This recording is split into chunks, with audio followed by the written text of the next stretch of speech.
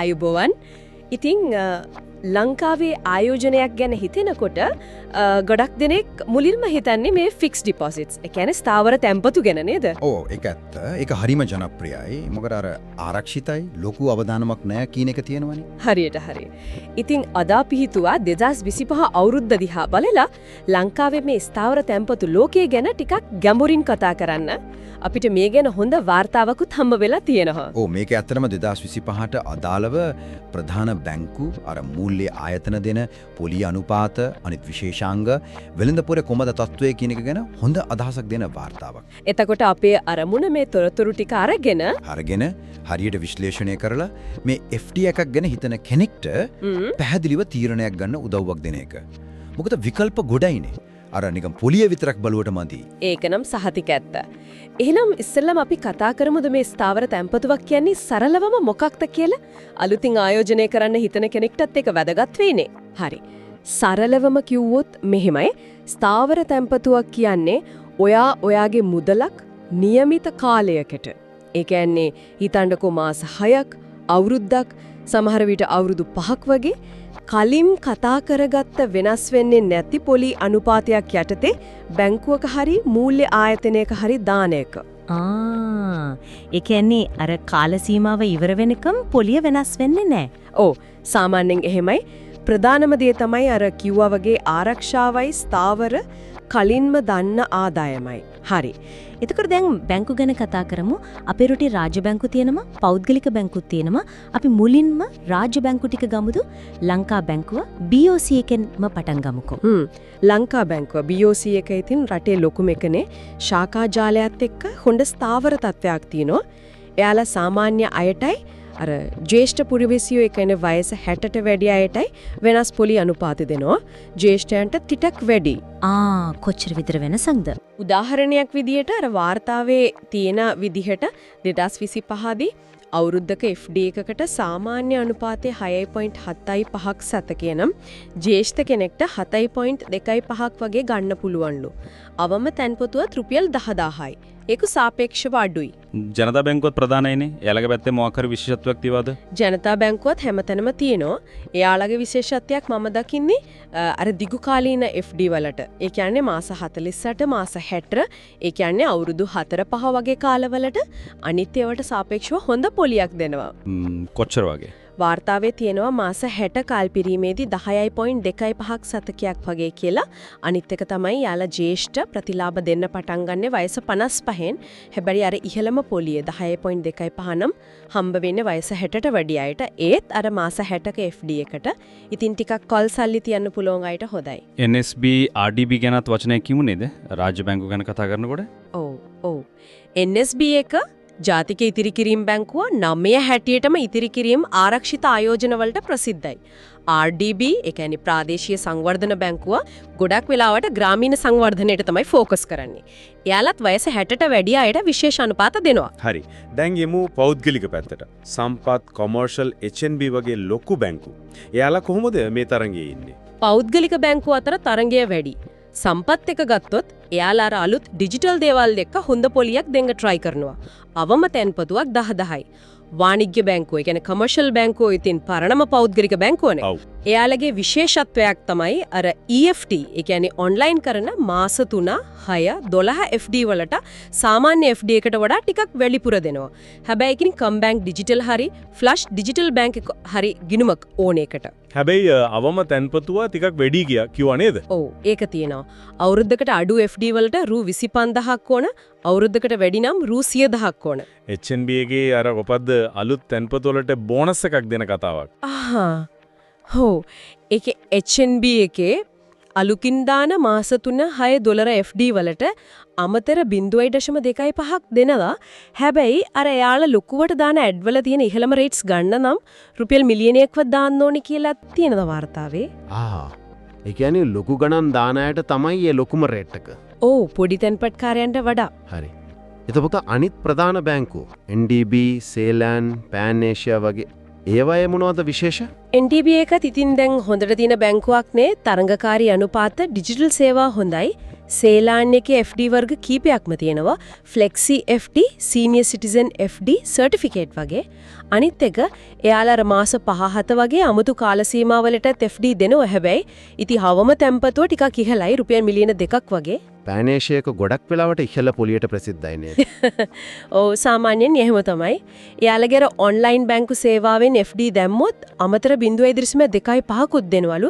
හැබැයි පොඩි කාරණයක් තියෙනවා මාස 6ට අඩු FD වල පොලිය දෙන්නේ කල්පිරුනම විතරයි. හරි අන්තිමට වගේ DFCC සහ SDB ගැනත් කතා කරමු. SDB එකේ අර දිග කාලීන FD ගැන කතාවක් තිබුණා නේද? ඔව් DFCC එකත් ඉහළ FD රේට්ස් දෙනවා කියලා තමයි කියන්නේ. හැබැයි ඉතින් ඒ ගණන් වෙළඳ පොළ අනුව වෙනස් වෙන නිසා දාන්න කලින් අනුත්ම ගාණ චෙක් කරගන්න එක තමයි හොඳම. SDB එකේ විශේෂත්වය තමයි යාලා අවුරුදු 10ක් ඒ කියන්නේ මාස 120ක් දක්වා දිගේ FD දෙනවා. අවුරුදු 10ක්. ඒක හැම බැංකුවකම නෑ නේද? නෑ ගොඩක් ඒවයි නෑ. ඒ වගේම යාලගේ දිගු කාලීන අනුපාතත් හොඳයි. උදාහරණයක් විදිහට මාස 60 ඒ කියන්නේ අවුරුදු 5ක FD එකට යහලබහමාරක් තගී දෙනවා සාමාන්‍ය අයට.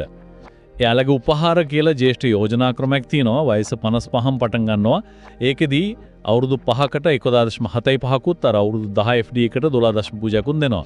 ඔන්න ඔතනදී අර AR කෙන කැලල පැහැදිලි කරගත්තොත් හොඳයි වගේ. මොකද මේකම් පේන පොලියම නෙවෙයි නේද ඇත්තටම හම්බ වෙන්නේ. අර SDB උදාහරණයෙන්ම කියමුද? අනිවාර්යෙන්ම. ඒක හරීම වැදගත් දෙයක්. AER කියන්නේ annual equivalent rate.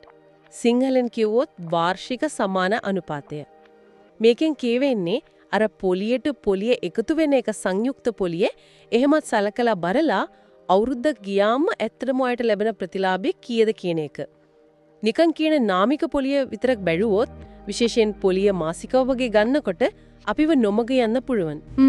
අර SDB උදාහරණයම ගමුකෝ. වාර්තාවේ හැටියක මාස 12ක FD එකක් අරන් පොලිය අවුරුද්ද අන්තිමටම කල්පිරීමේදී ගත්තොත් නාමික පොලිය 7.25%යි. AER එකත් 7.25%යි. අවුලක් නෑ. ඒත් මාස 12ක FD එකක් අරන් පොලිය හැම මාසෙම ගත්තොත් නාමික පොලිය ටිකක් අඩුයි. 6.75% වගේ. හැබැයි මේ හැම මාසෙම ලැබෙන පොඩි පොලියත් ආයෙත් ආයෝජනය වෙනවා වගේනේ ගණන් හැදෙන්නේ සංයුක්ත වීමේ බලපෑම.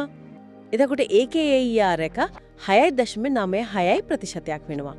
ඒ කියන්නේ නාමික පොලිය 6.75ක් වුණාට AER එක 6.96%ක්. අර අවුරුද්ද අන්තිමද ගන්න 7.25%කට වඩා අඩුයි තමයි. ඒත් නාමික අනුපාත දෙකේ 7.25% versus 6.75% පරතරයට වඩා AER අගයන්ගේ 7.25% versus 6.96% පරතරය අඩුයි. ඒ කියන්නේ බැංකු දෙකක රේට්ස් බලනකොට AR එක බලන එක තමයි හරිම විදිය නේද? හරියටම හරි. විශේෂයෙන් පොලිය ගෙවන ක්‍රමය වෙනස් නම්. පැහැදිලි. බැංකු ඇරුණම අර මූල්‍ය සමාගම් ගැනත් පොඩ්ඩක් කියමු. LB ෆයිනෑන්ස්, ඇලයන්ස් ෆයිනෑන්ස් වගේ. ඔව්. මූල්‍ය සමාගම් සමහර වෙලාවට බැංකු වලට වඩා ටිකක් වැඩි පොලියක් දෙනවා. හැබැයි ඉතින් අර අවදානම ගැනත් පොඩ්ඩක් හිතන්න වෙනවා. LB එකේ යස ඉසුරු FT තියෙනවා. රුපියල් 10,000න් පටන් ගන්න පුළුවන්. ඇලයන්ස් ෆයිනෑන්ස් එකේ වයස හෙලට වැඩි ජ්‍යෙෂ්ඨ අයට අවුරුද්දක් හෝ ඊට වැඩි FT වලට අමතර 0.5%ක් දෙනවා කියලා තියෙනවා. හරි. දැන් අපි මේ FD වල තියෙන පොදු කාරණා ටිකක් එකට ගමුද? කාල සීමා, පොලිය දෙන විදිය, අර ජ්‍යෙෂ්ඨ වාසි වගේ දේවල්. කාල සීමා නම් ඉතින් මාසෙක දෙකක ඉඳලා අවුරුදු 5 අර SDB එකේ වැඩි අවුරුදු 10 දක්වාත් තියෙනවනේ. පොලිය දෙන ක්‍රම ප්‍රධාන වශයෙන් තුනයි. එකක් තමයි කල්පුරීමේදී එකපාර දෙන එක. ඒකට තමයි වැඩිම රේට් එක හම්බ වෙන්නේ. දෙවැනි එක තමයි මාසිකව දෙන එක. රේට් එක ටිකක් අඩුයි. ඒතර හැම මාසෙම අතට ගානක් ඕන අයට, විශ්‍රාමගිය අයට වගේ එක හොඳයි. තුන්වැනි එක තමයි අවුරුද්දෙන් අවුරුද්ද දෙන එක. ඒක දිගු කාලීන ඒවට අදාළ වෙන්න පුරුවන්. ජ්‍යෙෂ්ඨ පුරවැසි වාසි ගැනත් අපි කතා කළානේ. අර 0.25% ඉඳන් 0.5% වගේ අමතර පොලියක් ලැබෙනවා. වයස සීමාව තමයි සමහර තැනක 55ක්, සමහර තැනක 60. අවම තැන්පතුවත් රුපියල් 10,000 ඉඳන් මිලියනේ ඊටත් එහාට වෙනස් වෙනවා. AR එකත් දැන් අපි දන්නවා. එතකොට වාසි අවාසි මොනවද මේ FD වල? වාසි කිව්වොත් අංක 1 තමයි ආරක්ෂාව. මහා බැංකුවේ නියාමනය අර තැන්පතු රක්ෂණ ක්‍රමය. ඕ අර රුපියල් ලක්ෂ 11ක් කිව්වේ නේද? වාර්තාවේ තියෙන්නේ හැව. හැබැයි ඕකේ වර්තමාන සීමාව චෙක් කරගන්න එක හොඳයි. සමහර වෙලාවට වෙනස් වෙලා ඇති. ඊළඟට ස්ථාවර ආදායමක් ලැබෙනවා. Tamanට ඕනේ කාලයක් පොලිය ඕනේ විදියක් තෝරගන්න පුළුවන්. හදිස්සියකට සල්ලි ඕන වුණොත් තැන්පතුවෙන් 9% වගේ ණයක් ගන්නත් පුළුවන්. හොඳයි. අවාසිත ඇතිනේ ඉතින්. අනිවාර්යෙන්ම. ලොකම අවාසිය තමයි ද්‍රවශීලීතාව අඩුකම. ඒ කියන්නේ සල්ලි අර කාලේ ඉවර වෙනකම් ගන්න බෑ ලේසියෙන්. ගත්තොත් දඩුවමක් වදිනවා. පොලිය අඩු කරනවා. අනිත් එක තමයි උද්දමනිය. රටේ බඩු මිල උඩ යනකොට ඔයාලට හම්බෙන පොලියෙන් ගන්න පුළුවන් දේවල් ප්‍රමාණය අඩු වෙනවා. ඒ කියන්නේ සල්ලිවල වටිනාකම අඩු වෙනවා. කොටස් වෙළඳපොළ වගේ දේවල් එක බලනකොට සමහර වෙලාවට FD වලින් ලැබෙන ප්‍රතිලාභය අඩු වෙන්න පුළුවන්. හැබැයි ඉතින් අවදානමත් අඩුයිනේ. 2025 දිහා බලනකොට මේ FD රේට්ස් වල මොන වගේ ප්‍රවණතාවයක්ද පේන්න තියෙන්නේ? වාර්තාවේ හැටියට 2025 දී පොදුවේ ගත්තම කෙටි කාලින FD වලට 5.50 ඉඳන් 6.50ක් වගේ මධ්‍යකාලීන ඒ කියන්නේ අවුරුද්දක් වගේ වට 6.50 ඉඳන් 8.50ක් වගේ දිගු කාලීන අවුරුදු 4-5ට වැඩි ඒවාට 4.50 ඉඳන් 11.50ක් වගේ රේට්ස් බලාපොරොත්තු වෙන්න පුරුවන්. ජ්‍යෙෂ්ඨ අයට ඉතින් ඔයිට වඩා 0.25ක් හරි 0.50ක් හරි වැඩියෙන්. මේ ගණන් නම් ඉස්සර තිබ්බ ගණන් වලට වඩා අඩුයි වගේ නේද? ඔව්. පහුගිය කාලේ තිබ්බ අධික පොලි අනුපාතයක බලනකොට මේවා අඩුවීමක් තමයි. මේ රේට්ස් උඩ පහළ යන්න බලපාන්නේ මොනවද? ඉස්සරහට මොන වගේ වෙයි කියලාද හිතන්නේ? ප්‍රධානම දේ තමයි මහ බැංකුවේ ප්‍රතිපත්ති. යාළගේ පොලි අනුපාත, ඊට පස්සේ උද්දමනය, රටේ ආර්ථිකය කොහොමද කියන එක, බැංකු අතර තරඟ මේ ඔක්කොම බලපානවා. වාර්තාවේ කියවෙන විදිහට ඉස්සරහට ආර්ථිකය තව ස්ථාවර වෙනකොට පොලි අනුපාත තවත් ටිකක් පහළයයි කියලා තමයි ගොඩක් දෙනෙක් හිතන්නේ. අර ඔන්ලයින් FD එහෙම තව වැඩි වෙයි නේද? ඔව් ඩිජිටල් FD ජනප්‍රියත්වය නම් දිගටම වැඩි වෙයි. රුපියල් FD වගේම අර ෆොරින් කරන්සි FD ගැනත් පොඩ්ඩක් කියමුද? පුළුවන්. ගොඩක් බැංකු දැන් USD, GBP, EUR, OD වගේ මුදල් වලින් FD කරන දෙනවනේ. BOC එකේ රේට්ස් එහෙමත් වාර්තාවේ තිබුණා. පිටරටින් සල්ලි එන අයට එම නැත්නම් අර රුපියල බහින එකෙන් වෙන පාඩුවෙන් බේරෙන්න ඕන අයට මේක හොඳයි. ආයෝජන විවිධාංගීකරණය කරන්නත් හොඳයි. එතකොට මේ ඔක්කොම අහගෙන ඉඳලා කෙනෙක් Tamanට හරි මේ FD එක තෝරගන්නේ කොහමද? මොනවද හිතන්න ඕන දේවල්? එකක් තමයි එක බැංකුවක් විතරක් බලන්නේ නැතුව කීපයක්ම සසඳන්න ඕන. අර AER අගේ පාවිච්චි කරලා. හරි. දෙවැනි එක Tamanගේ ඉලක්කය මොකද්ද? කොච්චර කල් සල්ලි ඕන වෙන්නේ නැද්ද කියන එක බලලා කාල සීමාව තීරණය කරන්න ඕන. තුන්වෙනි එක බැංකුවේ ස්ථාවරතාවයේ විශ්වාසය බලන්න ඕන.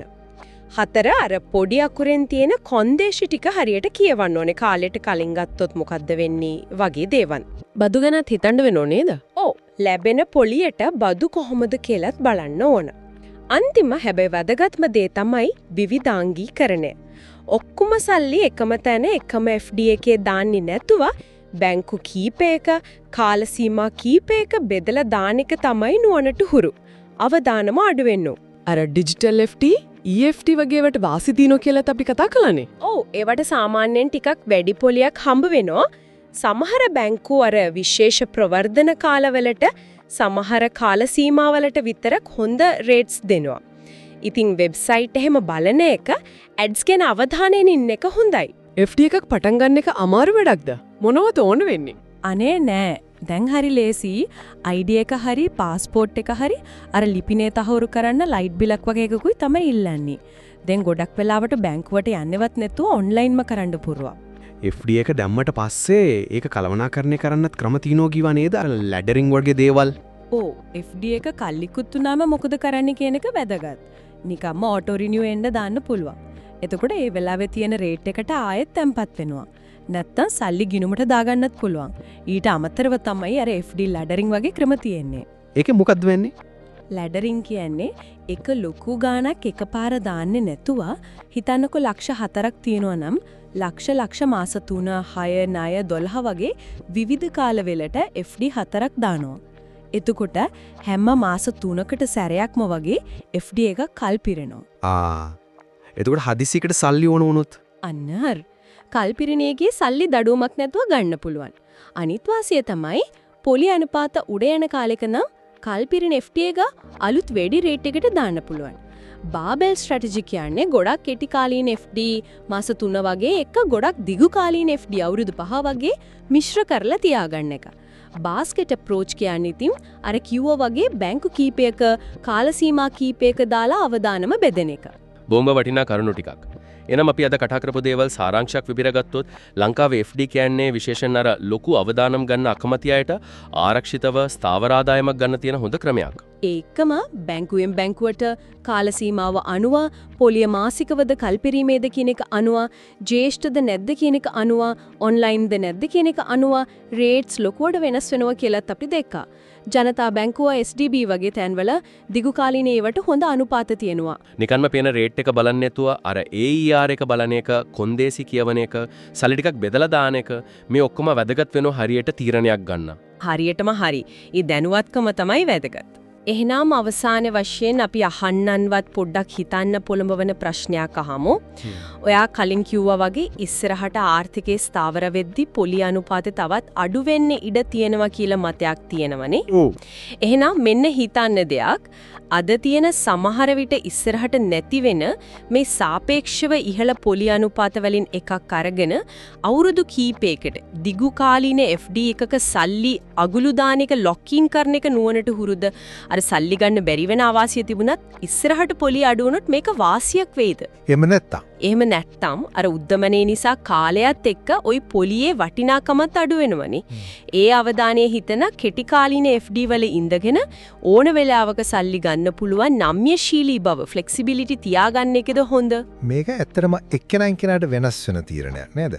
තමන්ගේ මූල්‍ය තත්වය අවදානම් ගැනීමේ කැමැත්ත අනාගත බලාපොරොත්තු එක්ක බලලා තීරණය කරන්න ඕනේ දෙයක්. අද අපි කරපු මේ කතාබහ ඒ තීරණය ගන්න අවශ්‍ය පසුබිම සපයන්න නැති කියලා හිතනවා.